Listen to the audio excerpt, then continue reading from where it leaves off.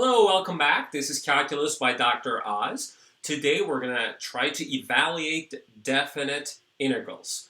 Okay, we have three different kinds of those integrals, and each of them has either sum of the squares or difference of squares.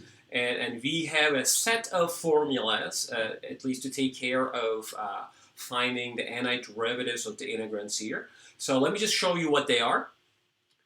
And here is a table that has integrals involving inverse trig functions. In the first one, in the bottom, as you see, you have the difference of squares. In the second one, you have the sum of the squares, and in the bottom, you have the difference of squares, but the position of u and a sort of like switched, and u refers to a variable, and a refers to a number. So each of these integrals take you to either arcsine, arctan, or arcsecant type integrals. And also, we're going to use u substitution a lot, so that's why we have u involved over there. Most of the time, in fact, we're going to be using the u substitution. As well, we have the basic integration rules table here, and as you see, I have 18, 19, and 20 over there involving those integrals in the previous slide. So this is like a full set of integration rules, and time to time we're going to refer back to that. And please have a copy of this and have it with you, because this is something that like each of the integrals in the list is the stuff that we're trying to convert our integral into by either a u substitution or using a specific rule that works with one of the integrands given to us. All right, so let's get started because we have three problems in the list. So yeah, let's start. All right, so let's stare at part A. We have a definite integral from 0 to radical 2, 1 minus radical 4 minus x squared dx.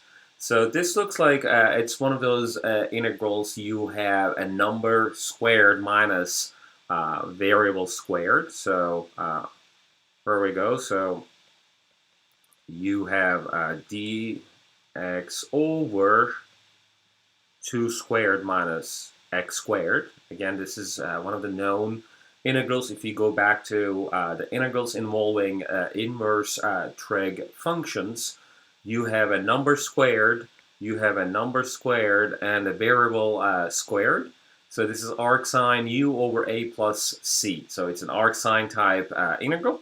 So going back to this formula here, and going back to the problem here, that if I take here, let me just handle this problem separately on the indefinite version of that first. Because what I want to do here is that first I want to handle the indefinite integral version completely and then go back and plug in the upper and lower limits by using the fundamental theorem of calculus. Okay, so dx over 2 squared minus x squared. So here this is our u, and then this is our a. So 2 is our a, and then x equals u.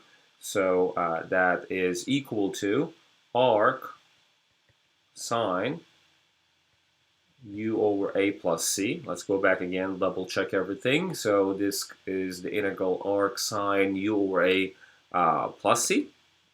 And let's go back to the original variable, arc sine x over 2 plus c. You can also have this hypothetic u equals x substitution.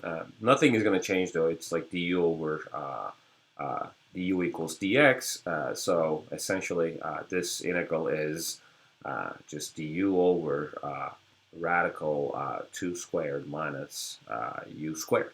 Okay, so you can have this substitution, but that's fine because nothing is going to change. U equals x anyway. So we have the indefinite integral having the value arcsine x over 2 plus c. So when we sort of like migrate from the indefinite integral to the definite integral, so we don't need to carry forward the integrating constant.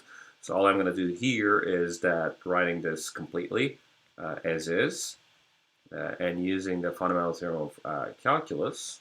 So what I'm going to do here is that I'm going to plug in the upper limit first. Arc sine radical 2 over 2 minus, I'm going to put the lower limit in, arc sine 0. Okay. Please go ahead and punch this into your TI-84 calculator to evaluate arc sine radical 2 over 2 and arc sine 0. But turns out that arc sine radical 2 over 2 should be pi over 4. By the way, at this moment, please work with the exact values. Don't rely on two decimal places. Okay, and put your calculator in radian mode so that what is going to this arc sine radical 2 over 2 should come with the radian formulation over there. Okay, so we should have pi over 4, and then arc sine 0 equals 0. So it turns out that the value of the definite integral here is exactly equal to pi over 4. Okay, so this takes care of part A. So please move on to my next video to see what I'm going to do for part B. Bye.